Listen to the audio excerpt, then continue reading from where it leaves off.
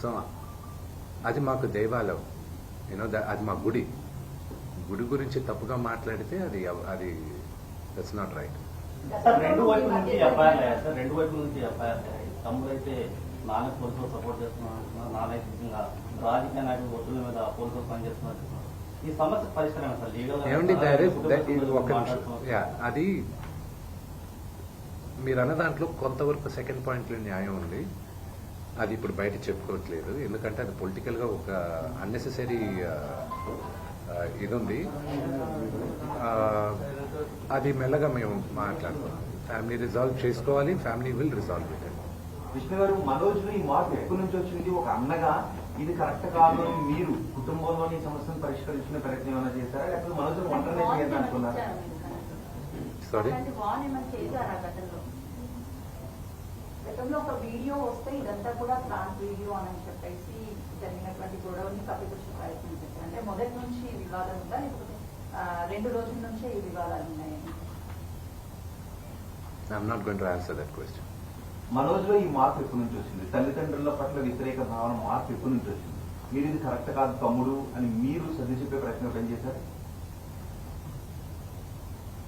నేను మళ్ళా చెప్తున్నాను, మా నాన్న చేసిన తప్పు ఏదైనా ఉంటే మమ్మల్ని విపరీతంగా ప్రేమించడం. మా నాన్న చేసిన ఒకే ఒక తప్పు అది, మా ముగ్గురిని విపరీతంగా ప్రేమించడం. నేను అదే అడుగుతున్నాను, మీ నాన్నగారు మిమ్మల్ని అంతగా ప్రేమించారు కదా, తమ్ముడు నాన్న ఇంత ప్రేమను చూపిస్తున్నాడు కదా, ఇది కరెక్ట్ కాదు అని మీరు మనోజ్ ఎప్పుడైనా మాట్లాడారు? I will not answer that question. ఇప్పుడు లక్ష్మి ఎప్పుడైనా అలా చేసుకున్నారు? మీరు లక్ష్మి గారు మీరు అందరూ కలిసి కూర్చుని మనం ఒక్కడిగానే ఉందాం బయట? నా పద్ధతి వరకు నేను చెప్తానండి. మా అక్కకి నాకు భేదాభిప్రాయాలు ఉన్నా కూడా ఆ అమ్మాయి నన్ను నోటుకొచ్చినట్టు తిట్టినా కుట్టినా పడతాను. ఓకే, ఎందుకంటే నాకన్నా పెద్దది అక్క అన్న మాటకి. ఓకే, అది తనకి తెలుసు. ఆ వాల్యూ సిస్టంలో పెరిగిన వాడిని, ఆ వాల్యూస్ నాకున్నాయి అంతే. సార్, నిన్న జరిగిన సంఘటన పట్ల మీడియా సంఘటన అన్ని కూడా ఫిలిం ఛానల్ ధర్నా చేస్తున్నారు. దీన్ని ప్రొటెక్ట్ చేస్తున్న పరిస్థితి ఇప్పుడు మీడియాకి మీరు ఏం చూస్తారు? అంటే మా చూస్తుంది కూడా మొత్తం అన్ని సంఘాలు కూడా చేస్తున్నాయి. కొంత కోపంతో ఉన్నటువంటి పరిస్థితి ఉంది. అంటే జరిగిపోయిన సంఘటన ఇది, అది ఎవరికి కూడా మంచిది కాదు. కాబట్టి మీరేం చెప్తారు మీ నుంచి?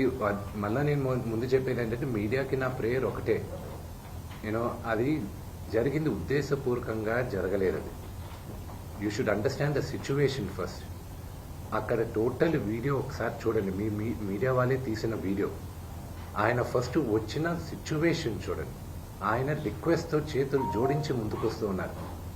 ఆయన ముందు మొహం మీద ఎవరో ఒకరు టక్కని మైక్ పెట్టారు. ఆల్రెడీ అక్కడ ఇల్లు గేటు పగలగొట్టి లోపలికి కొంతమంది వస్తే ఆయన యాంగర్లో ముందుకు వస్తున్నారు, ఎవడన్నా ఇంట్లోకి వచ్చింది అని. ఆ ఇంట్లోకి వచ్చినప్పుడు మీ ఇంట్లో కూడా, ఐ లాస్ట్ యూ ది సేమ్ క్వశ్చన్, మీ ఇంటికి కూడా మీ మీడియా వాళ్ళు దూసుకొని వస్తే, యూ డోంట్ నో, ఒక 20 మంది 30 మంది బయట వాళ్ళు గూండాల్లాగా లోపలికి వచ్చి వాళ్ళతో సహా మీడియా వాళ్ళు వస్తే ఎవరు అనుకోవాలి? సో ఆ హీట్ ఆఫ్ ద మూమెంట్లో జరిగిన ఒక చిన్న అన్ఫార్చునేట్ ఇన్సిడెంట్ కానీ ఇన్ని సంవత్సరాల్లో ఎప్పుడైనా మీడియా పైకి ఏదైనా జరిగింది? ఇది 3వ తరం, మీరందరూ కూడా 3వ తరం, third generation of 4th generation. మా ఫాదర్తో మీరందరూ తెలిసింది. ఎప్పుడైనా ఇలా జరిగిందా? కానీ ఎప్పుడూ మీడియా, నేను చెప్తున్నా, నీ పుట్టి పెరిగింది ఫిల్మ్ ఇండస్ట్రీలో, ఎప్పుడూ జర్నలిజం ఆ 5-10% హద్దు మీరేది ఎప్పుడూ నేను చూడలేదండి. నేను పెరిగింది ఈ వాతావరణంలోనే, కానీ ఇట్స్ అన్ఫార్చునేట్. ఆ 5-10% is going out of control.